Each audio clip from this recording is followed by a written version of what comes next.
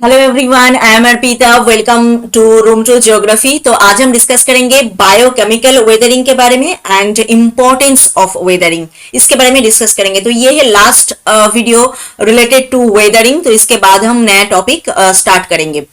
तो आज है mainly biochemical weathering and importance of weathering. तो एट फर्स्ट हम डिस्कस करेंगे अबाउट बायोकेमिकल वेदरिंग। तो biochemical weathering refer to decomposition and disintegration of rock. तो यहाँ पे रॉक का डिकम्पोजिशन एंड डिसइंटीग्रेशन होता है ऑर्गेनिक मटेरियल के द्वारा। मेनली डिकम्पोजिशन जो प्रोसेस है वो यहाँ पे होता है। बोथ फ्लोरा एंड फौना इसको हेल्प करते हैं बायोकेमिकल वेदरिंग को। Complex set of different biochemical process such as cation root modifying by root and production of different kind of organic acid, bacterial acid, microfonal acid। तो ये सब जो acid जो है यहाँ पे प्रोड्यूस होता है एंड उसके द्वारा ये बायोकेमिकल प्रोसेस जो है बहुत सारे टाइप में कॉम्प्लेक्स प्रोसेस में यहाँ पे चलता है। Produced by organic material help in the decomposition and disintegration of rock and soil. तो यहाँ पे जो ऑर्गेनिक मटेरियल के द्वारा जो चीजें यहाँ पे प्रोड्यूस्ड होता है तो वो डिकम्पोजिशन एंड डिसइंटीग्रेशन होने में हेल्प करते हैं रॉक एंड सॉइल को। तो biochemical process mainly flora and fauna के द्वारा होता है। जो ऑर्गेनिक मटेरियल है उसके द्वारा यहाँ पे डिकम्पोजिशन का प्रोसेस मेनली होता है। Humic acid activate chelation and help in the decomposition of silicate mineral. तो यहाँ पे हमने अभी कहा बहुत सारे टाइप ऑफ एसिड यहाँ पे प्रोड्यूस होता है, जैसे माइक्रोफोनल acid, bacterial acid, organic acid, humic acid, ये सब।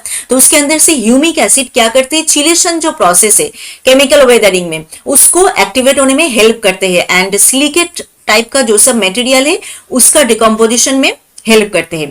ठीक है। Fulvic acid, humic acid and derived from peat play important role in decomposition of rock material। Rock material को डिकम्पोज होने में हेल्प करते हैं, ये पीट से बनता है। बैक्टीरियल एसिड जो है lactic acid, acetic acid, oxalic acid, gluconic acid, ये सब क्या करते हैं, attack a wide range of rock mineral important being magnesium carbonate, calcium, magnesium silicate, feldspar, kaolinites. ये सब जो चीजें है मिनरल है उसको डिकम्पोजिशन होने में हेल्प करते हैं ये बैक्टीरियल एसिड। तो बायोकेमिकल वेदरिंग में मेनली ये एसिड सबसे ज्यादा इंपॉर्टेंट है। जो एसिड यहाँ पे प्रोड्यूस होता है सॉइल के अंदर एंड वो ऐसे करके सभी टाइप का जो वेदरिंग है मेनली केमिकल वेदरिंग, जैसे चिलेशन गया यहाँ पे एंड और भी जो सब है जैसे कार्बोनेट, कैल्शियम, मैग्नीशियम सिलिकेट, ये सब मैग्नीशियम कार्बोनेट, ये सब मेनली केमिकल वेदरिंग में होता है। तो उसको और भी ज्यादा बढ़ाते हैं एंड हेल्प करते हैं, डिकम्पोजिशन का प्रोसेस यहाँ पे चलाते हैं। बैक्टीरियल एसिड क्या करते हैं, produce sulphide, oxide, iron and help in the solution of silica. Silica का सॉल्यूशन के प्रोसेस में ये बैक्टीरियल एसिड हेल्प करता है एंड इसके वजह से the rock are constantly submerged under water. मतलब रॉक जितना टाइम पानी के नीचे रहेगा तो उस टाइम पे ये बैक्टीरियल एसिड जो है सिलिका का सॉल्यूशन होने में हेल्प करेगा। Microbial acid such as oxalic and citric acid are produced by fungi and lichen. Fungi and lichen के द्वारा यहाँ पे माइक्रोफोनल जो एसिड है वो प्रोड्यूस होता है। This acid weathered silicate mineral and clay. Silicate type का जो मिनरल है एंड जो क्ले है उसको वेदरिंग उसका जो वेदरिंग प्रोसेस है उनमें हेल्प करते हैं। And chemotrophic bacteria manufactured sulphides and remove silica. ठीक है। सल्फाइड इसका जो प्रोसेस है उसमें हेल्प करते हैं, सिलिका को रिमूव करने में हेल्प करते हैं जो ट्रॉपिकल सॉइल एरिया में होता है and help in the carbonate mineralization in cave area में जो कार्बोनेट मिनरलाइजेशन होता है उनमें हेल्प करते हैं। Colonization by blue green algae form desert varnish के थ्रू जो सब एल्गी यहाँ पे फॉर्म होता है तो एंड मोबिलाइज फेरस आयरन, ये सब हेल्प करते हैं। ऑक्साइड इन रॉक सर्फेस का ऑक्सीडेशन का प्रोसेस में ये हेल्प करते हैं। Lichen introduce the alteration of mineral. Lichen जो है यहाँ पे mineral composition of rock and mechanically chemically उसको हेल्प करते हैं लीचेन। तो बायोकेमिकल प्रोसेस एक बहुत इंपॉर्टेंट है यहाँ पे। The organic carbon dioxide produced by plant accelerate the rate of carbonation on carbonate rock, limestone and dolomite. जो कार्बोनेशन जो प्रोसेस है उसको हेल्प करते हैं ऑर्गेनिक कार्बन डाइऑक्साइड। तो यहाँ पे जो बायोकेमिकल वेदरिंग हमने देखा अभी ये एक complex set of weathering process है एंड यहाँ पे बहुत सारे टाइप ऑफ एसिड यहाँ पे प्रोडक्शन होता है, एसिड का प्रोडक्शन होता है जो रूट एक्सचेंज के वजह से, रूट मॉडिफिकेशन के वजह से सॉइल के साथ इन प्रोसेस में यहाँ पे एसिड बहुत सारे टाइप ऑफ प्रोड्यूस होता है एंड वो अलग अलग टाइप का वेदरिंग में हेल्प करते हैं, अलग अलग वे में यहाँ पे डिकम्पोजिशन होता है, उसके वजह से अलग अलग एसिड का अलग अलग काम है यहाँ पे। जैसे ह्यूमिक एसिड अलग काम करता है, बैक्टीरियल एसिड अलग काम करता है, ऐसे करके और भी जो सब लीचेन है, एल्गी है, ये सब यहाँ पे इंपॉर्टेंट रोल प्ले करते हैं। जैसे यहाँ पे अगर इमेज में हम देखेंगे तो ये है बायोकेमिकल वेदरिंग का प्रोसेस, जो डिकम्पोजिशन यहाँ पे हुआ है एंड ट्री का रूट जो है नीचे तक गया है एंड उसके द्वारा यहाँ पे जो केमिकल वेदरिंग का जो प्रोसेस है वहां पे हुआ है ट्री के रूट के द्वारा एंड नीचे जाके यहाँ पे रॉक का फ्रैगमेंटेशन भी इसके वजह से हुआ है। नेक्स्ट है importance of weathering. Importance of weathering में हम देखेंगे वेदरिंग की वजह से क्या क्या चीज होता है, मतलब गुड इसका साइड क्या क्या है।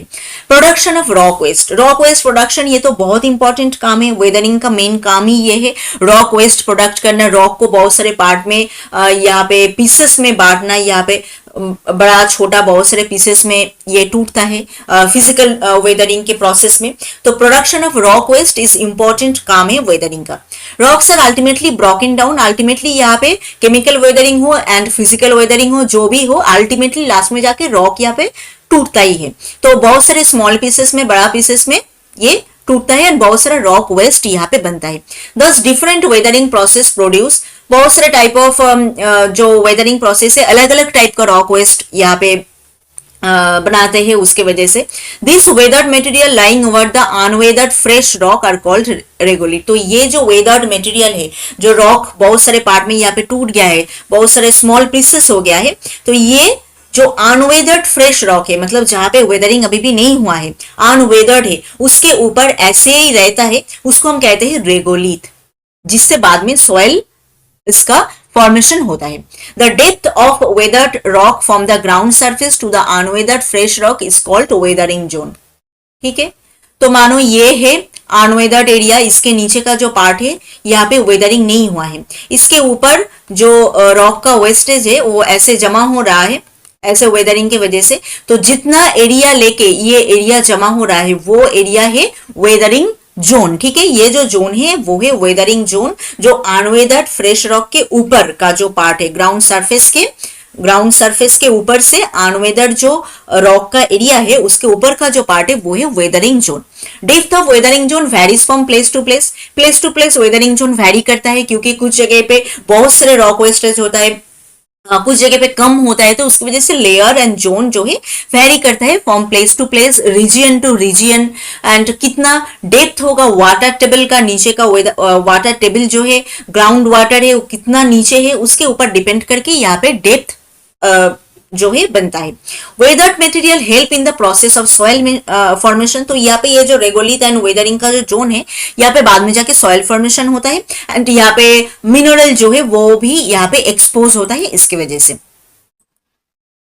Weathering generate mass movement of rock waste down the hill slope. तो हिल स्लोप एरिया में अगर वेदरिंग होता है, ऐसे हिल स्लोप एरिया में यहाँ पे अगर रॉक वगैरह टूटता है तो यहाँ पे मास मूवमेंट का जो प्रोसेस है उसमें हेल्प करते हैं वेदरिंग। एंड इसकी वजह से जो हिल स्लोप का नीचे का जो एरिया है, प्लेन एरिया में बहुत सारे ह्यूमन सेटलमेंट यहाँ पे होता है, लोग यहाँ पे रहते हैं, तो ह्यूमन सेटलमेंट भी यहाँ पे डैमेज होता है फूट हिल एरिया में जो जोन है उसकी वजह से, क्योंकि यहाँ से रॉक जो है बड़ा बड़ा उसका जो पार्ट है पीसेस है वो ऐसे नीचे आ जाता है हिल स्लोप के अकॉर्डिंग मास मूवमेंट के द्वारा। तो नीचे का जो ह्यूमन सेटलमेंट का जो एरिया है वो डैमेज होता है एंड यहाँ से कोई अगर रिवर जा रहा है ऐसे फूटिल एरिया से, तो रिवर में ऑब्स्ट्रक्शन भी आता है, यहाँ पे रॉक वेस्टेज यहाँ पे गिरता है तो रिवर फ्लो में ऑब्स्ट्रक्शन आता है एंड ऐसे छोटा छोटा लेक भी यहाँ पे इसकी वजह से फॉर्म होता है। रिवर के बीच में अगर बहुत सारे रॉक का बहुत बड़ा बड़ा टुकड़ा ऐसे आ जाएगा तो वहां पे रिवर फ्लो बंद हो जाएगा एंड उसके बाद से फिर से रिवर फ्लो करना स्टार्ट करेगा एंड पीछे का जो पार्ट है वो एज ए लेक उस जगह पे रह जाएगा। तो लेक फॉर्मेशन में भी वेदरिंग का ये प्रोसेस जो है हेल्प करता है। तो एट फर्स्ट जो पॉइंट है वो हमने क्या देखा, प्रोडक्शन ऑफ रॉक वेस्ट, बहुत सारा रॉक वेस्ट यहाँ पे प्रोड्यूस्ड होता है, उससे सॉइल फॉर्मेशन भी होता है, एंड जितना एरिया लेके ये रॉक वेस्ट रहता है उसको हम कहते हैं क्या, वेदरिंग जोन। एंड ये हिल स्लोप एरिया में अगर होता है तो ह्यूमन सेटलमेंट के लिए ये बहुत ज्यादा मतलब हेल्पफुल नहीं है, ह्यूमन सेटलमेंट को डैमेज करते हैं, रिवर फ्लो के लिए ये एज ए ऑब्स्ट्रक्शन काम करते हैं। नेक्स्ट क्या है, erosional process. Weathering loosen the rock by disintegration and decomposing them and thus paves the way for erosional process to operate easily. तो वेदरिंग की वजह से मेनली रॉक डिसइंटीग्रेट होता है, रॉक के अंदर क्रैक क्रिएट होता है, रॉक का जो एरिया है, सॉइल का जो एरिया है वो लूज हो जाता है। तो वेदरिंग प्रोसेस यहाँ पे बहुत इजीली उसके वजह से होता है। तो इरोशनल प्रोसेस को ये और भी ज्यादा बढ़ाता है। Different agent of erosion like running water, water के द्वारा जो इरोशन होता है, विंड के द्वारा जो इरोशन होता है, ग्लेशियर के द्वारा, ऐसे सी वेव के द्वारा, कोस्टल जोन एरिया में बहुत सारे टाइप का इरोशनल एजेंट है जिसके द्वारा इरोशन होता है डिफरेंट जोन में, डिफरेंट रीजियन में। सबको यहाँ पे वेदरिंग का ये जो प्रोसेस है ये हेल्प करते हैं इरोशनल प्रोसेस में। एंड वेदर होने के बाद जो मटेरियल यहाँ पे जमा होता है तो इसके साथ मूव करते हैं एक प्लेस से दूसरे प्लेस में। जैसे वाटर के द्वारा रिवर के साथ साथ ही वो चला जाता है, ग्लेशियर के साथ भी ऐसे ही, विंड के साथ में भी ऐसे ही है। रॉक वेस्टेज जो है एक जगह से दूसरे जगह में मूव करते हैं। The rapid rate of weathering due to mass felling of trees has accelerated the erosion of nude rocks of hill range and most of the river have been overloaded because of eroded material।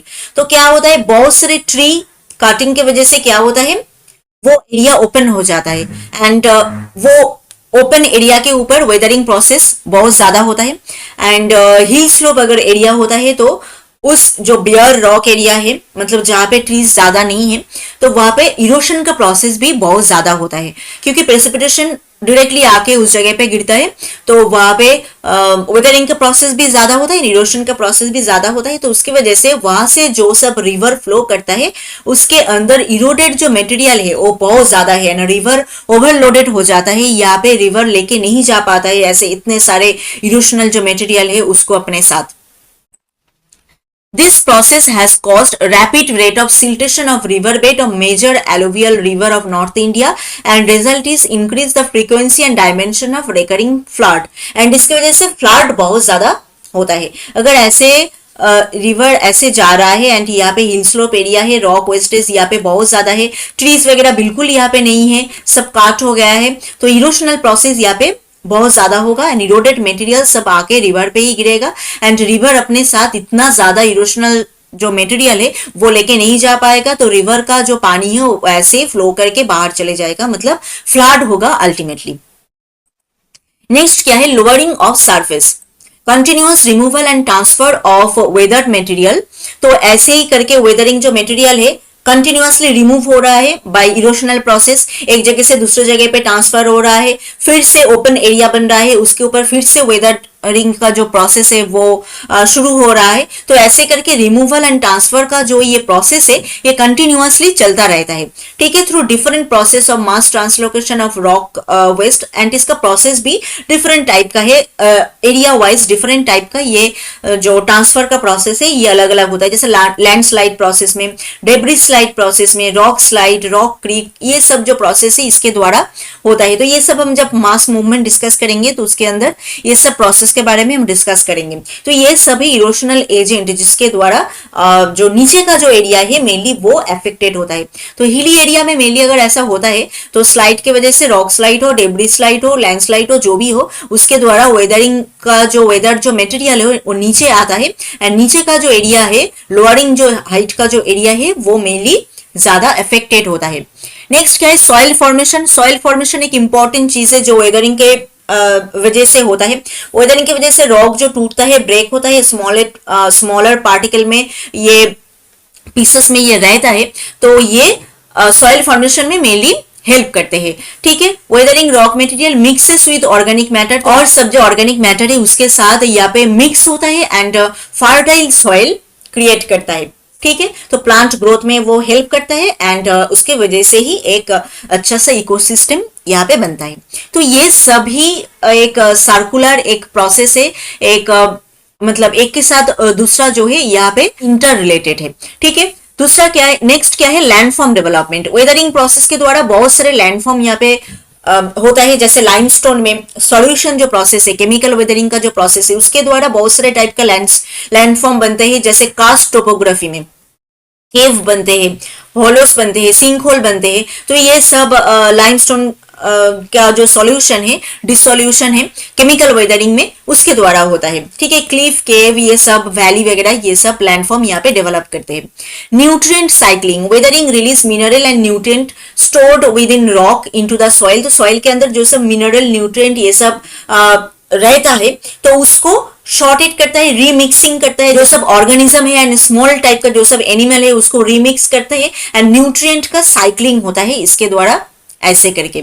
तो ऐसे ही जो area है, soil का जो area है, mineral वहां पे नीचे से ऊपर आता है, ऊपर से नीचे जाता है। तो ऐसे करके इकोसिस्टम यहाँ पे प्रोडक्टिवली रह पाता है। Weathering consume carbon dioxide from the atmosphere through reaction such as carbonation. तो केमिकल वेदरिंग में हमने कार्बोनेशन, सॉल्यूशन, ये सब जो प्रोसेस है उसके बारे में डिस्कस किया है। तो उसके द्वारा क्या होता है, कार्बन डाइऑक्साइड जो है वो एटमोस्फियर से यहाँ पे कंज्यूम होता है। And over geological time scale this help to regulate earth climate by reducing greenhouse gas. तो इसकी वजह से ग्रीन हाउस गैस जो है रिड्यूस होता है एंड ग्लोबल टेम्परेचर कंट्रोल होता है।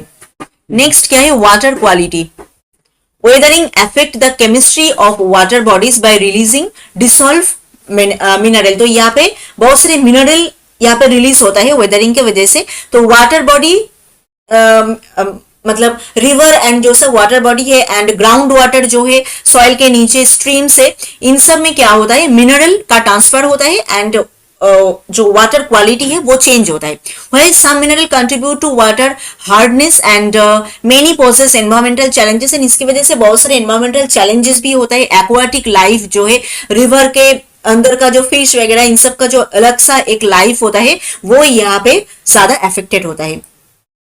Geological heritage, weathering process contribute to the formation of geological feature, landscape, जो scientific and educational and aesthetic value है। तो बहुत सारे इंपॉर्टेंट लैंडस्केप यहाँ पे बनता है जिसके ऊपर रिसर्च होता है। टूरिज्म उसकी वजह से उस एरिया में और भी बढ़ता है, रिक्रिएशन, ये सब बहुत सारे एजुकेशनल पर्पस में वो बहुत ज्यादा वैल्यूएबल है। नेक्स्ट क्या है, archaeological and cultural preservation. Weathering can influence the preservation of archaeological site, जैसे मोन्यूमेंट, कल्चरल आर्टिफैक्ट, ये सब जो है फिजिकल एंड केमिकल वेदरिंग के द्वारा बहुत ज्यादा चेंजेस इसके ऊपर हुआ है। बहुत सारे कल्चरल हेरिटेज जो है ये सब वेदरिंग प्रोसेस के वजह से खराब हो गए हैं। तो ये सब वेदरिंग प्रोसेस इसके लिए भी इंपॉर्टेंट है। तो वेदरिंग का इंपॉर्टेंस ऑफ वेदरिंग अगर हम देखते हैं तो बहुत सारे इंपॉर्टेंस है वेदरिंग का।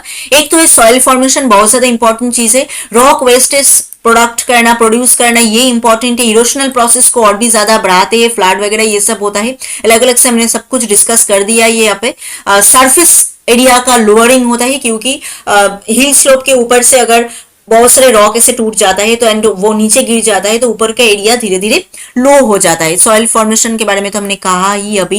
एंड लैंडफॉर्म डेवलप करते हैं बहुत सारे टाइप का।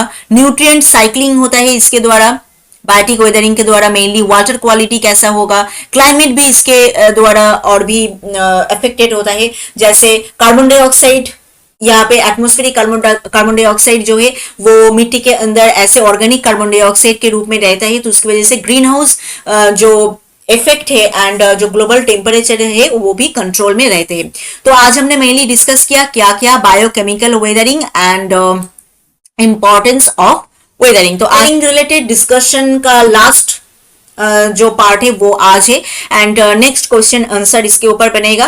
एंड और भी अगर आप चाहते हो वेदरिंग रिलेटेड कुछ भी पॉइंट के ऊपर डिस्कस करना तो वो आप हमें कमेंट करके बताएं। एंड नेक्स्ट वीडियो से हम नया टॉपिक स्टार्ट करेंगे। तो if this video is helpful to you then please subscribe room to geography. मिलते हैं और एक नई वीडियो में नए टॉपिक के साथ। Thank you.